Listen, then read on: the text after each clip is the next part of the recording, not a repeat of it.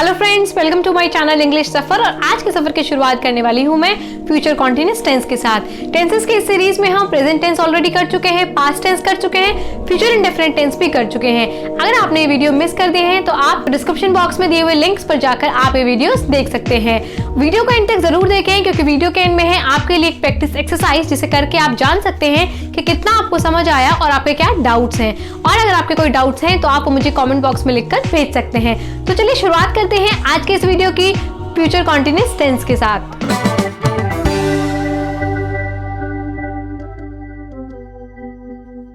Future continuous tense. तो चलिए सबसे पहले देखते हैं कि फ्यूचर कॉन्टिन्यूअस टेंस को हम आइडेंटिफाई कैसे करेंगे। जैसे कि आपने फ्यूचर इंडेफिनिट टेंस में भी देखा होगा कि फ्यूचर टेंस के लिए कोई भी एक्शन, कोई भी काम जब होने वाला होता है तो हम वहां पर गा गे गी की साउंड सुनते हैं। इसी तरह से जब फ्यूचर कॉन्टिन्यूअस टेंस होगा तो सेंटेंस के एंड में, अगर आप हिंदी में बात कर रहे हैं तो सेंटेंस के एंड में रहा होगा, रही होगी, रहे होंगे जैसे वर्ड्स होंगे।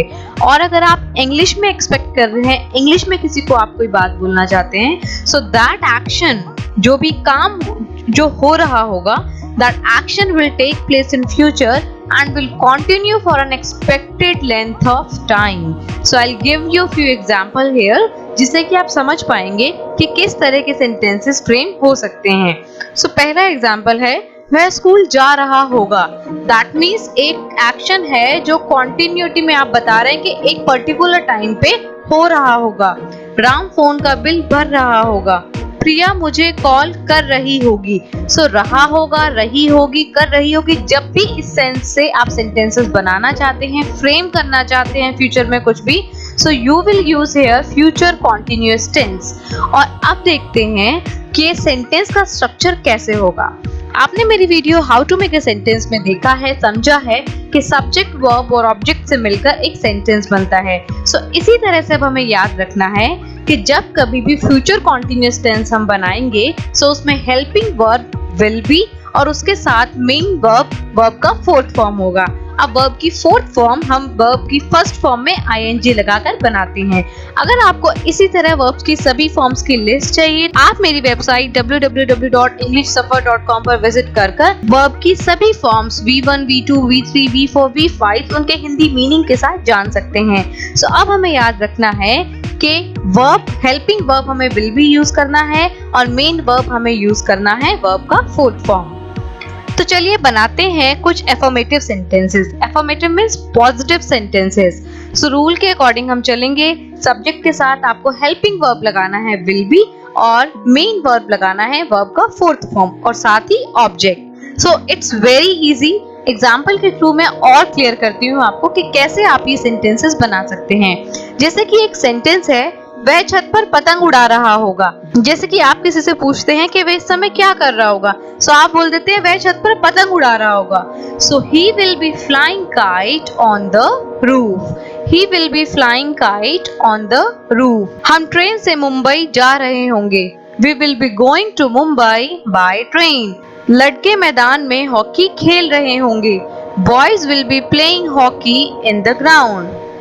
हम कल बाजार जा रहे होंगे। We will be going to market tomorrow. So now you must have seen कि इन sentences में किसी भी एक्शन की आप प्रिडिक्शन कर रहे हैं कि कोई भी काम इस टाइम हो रहा होगा। So will be के साथ वर्ब का फोर्थ फॉर्म आपको यूज करना है। अब देखते हैं कि नेगेटिव सेंटेंसेस, नॉट वाले सेंटेंसेस आप कैसे बना सकते हैं। So सब्जेक्ट के साथ आपको will के साथ नॉट का यूज करना है, be का यूज करना है और वर्ब की फोर्थ फॉर्म के साथ ऑब्जेक्ट का यूज करना है। कुछ एग्जांपल्स देखते हैं। मैं कार नहीं धो रहा हूँगा। I will not be washing the car. Not का यूज आपको यहाँ पर will और be के बीच में यूज करना है। हम दबंग मूवी नहीं देख रहे होंगे। We will not be watching Dabangg movie. Pawan form नहीं भर रहा होगा। पवन will not be filling the form. तुम अपना समय बर्बाद नहीं कर रहे होंगे। You will not be wasting your time. वह मुझे नहीं डांट रहा होगा। He will not be scolding me.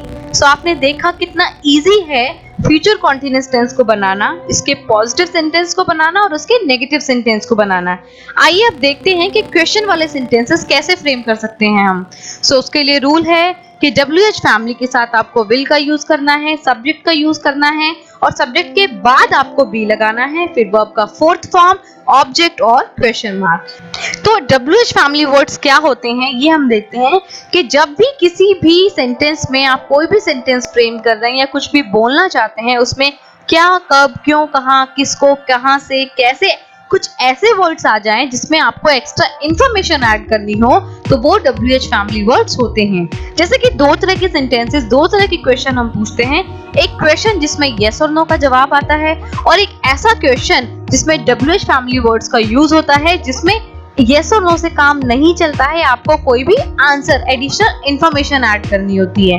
तो चलिए देखते हैं कुछ सेंटेंसेस के थ्रू कि कैसे WH फैमिली वर्ड्स में और यस और नो सेंटेंसेस होते हैं। तो रूल है कि WH फैमिली के साथ will लगाना है, सब्जेक्ट लगाना है, be लगाना है, वर्ब का फोर्थ फॉर्म लगाना है, ऑब्जेक्ट के साथ क्वेश्चन मार्क देना है। तो पहला एग्जांपल है, क्या वह उसे गाली दे रहा होगा? Will he be abusing him? इस सेंटेंस में सिंपली आपसे पूछा है कि गाली दे रहा होगा या नहीं दे रहा होगा। सो आपको इसमें यस और नो का आंसर करना है। सो इसमें WH फैमिली वर्ड कोई भी नहीं है। नेक्स्ट सेंटेंस है, राम उसकी पिटाई क्यों कर रहा होगा?